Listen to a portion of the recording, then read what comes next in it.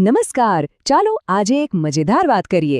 આપણી આસપાસની દુનિયામાં બધે જ પેટર્ન છુપાયેલી હોય છે અને આજે આપણે એ પેટર્નને સમજવાની ચાવી એટલે કે બીજગણિત વિશે થોડું જાણીશું. ચાલો આ સફર શરૂ કરીએ. ચાલો એક કોયડાથી શરૂઆત કરીએ. એક લાઇનમાં 100 ચોરસ બનાવવા છે તો કેટલી દિવાસળી જોઈશે? હવે વિચારો તો, જો કોઈ ખરેખર 100 ચોરસ બનાવવા બેસે અને પછી દિવાસળી ગણે તો કેટલી વાર લાગે નહીં? પણ ગણિતનો જાદુ જ એ છે કે આપણે આ બધું કર્યા વગર પણ જવાબ શોધી શકીએ છીએ. તો ચાલો આ દિવાસળીવાળા કોયડાને જરા ઊંડાણથી સમજીએ. પણ ગણીને નહીં હો, આપણે તર્કનો ઉપયોગ કરીશું. આપણે એની પાછળ છુપાયેલી પેટર્ન શોધીશું.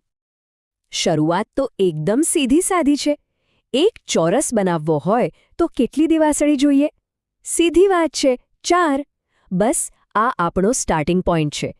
અહીં સુધી તો બધું બરાબર છે.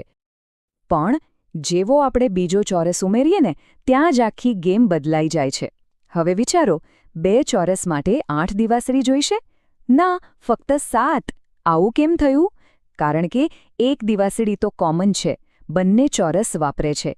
એટલે કે નવો ચોરસ ઉમેરવા માટે આપણે ફક્ત 3 જ નવી દિવાસળી વાપરી.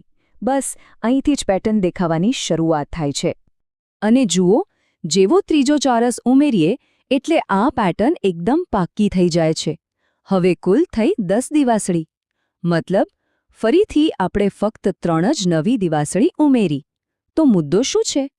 પહેલો ચોરસ બાદ કરતાં દરેક નવા ચોરસ માટે ફક્ત 3 જ દિવાસળીની જરૂર પડે છે. ઓકે, તો હવે આપણને પેટર્ન તો મળી ગઈ, પણ હવે એને એક નિયમનું રૂપ આપીએ. કારણ કે ગણિત એટલે ખાલી આંકડા નહીં, પણ આવા નિયમો અને સંબંધો શોધવાની કળા છે. તો નિયમ કંઈક આવો છે.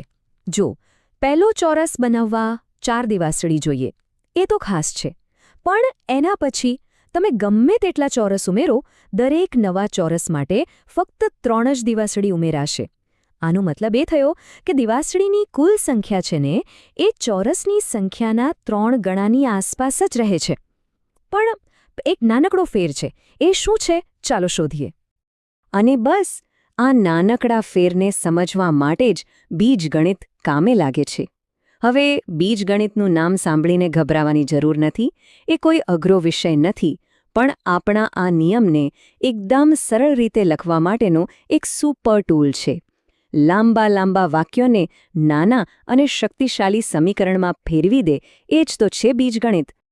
બીજગણિતનું હૃદય કહેવાય ને તો એ છે ચલ, એટલે કે વેરિયેબલ. આ કંઈ મોટી વાત નથી, બસ એક નિશાની છે. સામાન્ય રીતે કોઈ અક્ષર જેમ કે n, એનો ઉપયોગ આપણે કોઈ એવી સંખ્યા માટે કરીએ છીએ જે બદલાઈ શકે છે. આપણા આ કોયડામાં n એટલે ચોરસની સંખ્યા. હવે એ 1 હોય, 10 હોય કે પછી 100. nની જગ્યાએ આપણે કોઈ પણ સંખ્યા મૂકી શકીએ. આ સ્લાઇડ પર જુઓ, બીજગણિતનો જાદુ કેવો છે? ડાબી બાજુ આપણો નિયમ લાંબા વાક્યમાં લખેલો છે. ચોરસની સંખ્યા લો, તેને 3 વડે ગુણો અને પછી 1 ઉમેરો. કેટલું લાંબુ છે! અને હવે જમણી બાજુ જુઓ, એ જ વાત કેટલી સરળ રીતે લખાઈ ગઈ. ખાલી 3n + 1. ટૂંકું, સચોટ અને એકદમ ક્લિયર. ચાલો, હવે આવે છે આખી વાતનો સૌથી મજેદાર ભાગ. આપણે જ્યાં સૂત્ર બનાવ્યું છે ને એનો ઉપયોગ કરીને હવે આપણો મૂળ કોયડો ચપટીમાં ઉકેલી નાખીશું. હવે લાંબી લાંબી ગણતરી કરવાની કોઈ જરૂર નથી. તો આ રહ્યું આપણું જાદુઈ સૂત્ર 3n + 1.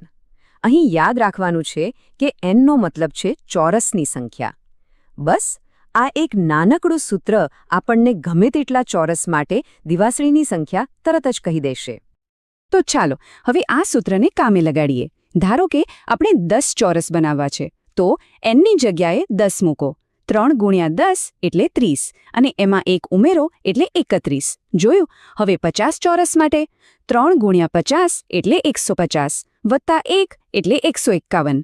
અને હવે આપણો મૂળ સવાલ 100 ચોરસ માટે તો 3 × 100 એટલે 300 વત્તા 1 એટલે કે 301. જુઓ તો ખરા, એક પણ ચોરસ દોર્યા વગર કે દિવાસળી ગણ્યા વગર આપણને પાક્કો જવાબ મળી ગયો. અને આ જે વિચાર છે ને એ ખાલી દિવાસળીના કોયડા પૂરતો જ નથી. આ જ લોજિક આપણે બીજે ક્યાંય પણ લગાવી શકીએ. જેમ કે રંગોળીમાં ટપકા ગણવા હોય કે પછી કોઈ દુકાનમાંથી અમુક પુસ્તકો ખરીદવાનો કુલ ખર્ચ કાઢવો હોય.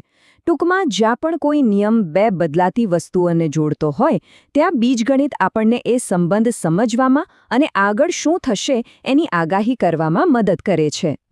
તો આ દિવાસળીની સાવ સાદી રમત આપણને બીજગણિતના મોટા મહત્વ સુધી લઈ જાય છે. આ વિષય ખાલી સ્કૂલના ક્લાસ માટે નથી, પણ આપણી આસપાસની દુનિયાને સમજવા માટેનું એક બહુ જ જરૂરી સાધન છે. તો આખી વાતનો સાર એ છે કે બીજગણિતથી ડરવાની જરૂર નથી. એ તો પેટર્ન અને નિયમોની એક વૈશ્વિક ભાષા છે. આપણને જે વસ્તુઓ અવ્યવસ્થિત કે જટિલ લાગે છે ને એમાં પણ વ્યવસ્થા શોધવામાં એ આપણને મદદ કરે છે. પછી ભલે એ કુદરત હોય, વિજ્ઞાન હોય કે પછી આપણું રોજિંદુ જીવન. અને આ વાક્ય બધું જ કહી દે છે. પેટર્ન સમજવાનો અસલી ફાયદો એ છે કે આપણે ભવિષ્યની આગાહી કરી શકીએ છીએ. આપણે દરેક વખતે બધું કરીને જોવાની જરૂર નથી. જો આપણને નિયમ ખબર હોય તો પરિણામ શું આવશે એનો અંદાજો લગાવી શકીએ છીએ. બસ આ જ તો છે બીજગણિતની અસલી તાકાત. અને હવે જતાં જતાં એક સવાલ. આજે આપણે જે શીખ્યા એ દૃષ્ટિથી હવે આપણી આસપાસની દુનિયાને જુઓ, વિચારો કે બીજી કઈ કઈ પેટર્ન છુપાયેલી હશે. સંગીતની ધૂનમાં, ઝાડના પાંદડામાં, ટ્રાફિકના પ્રવાહમાં. પેટર્ન તો બધે જ છે. બસ હવે એને શોધવાની નજર કેળવવાની છે.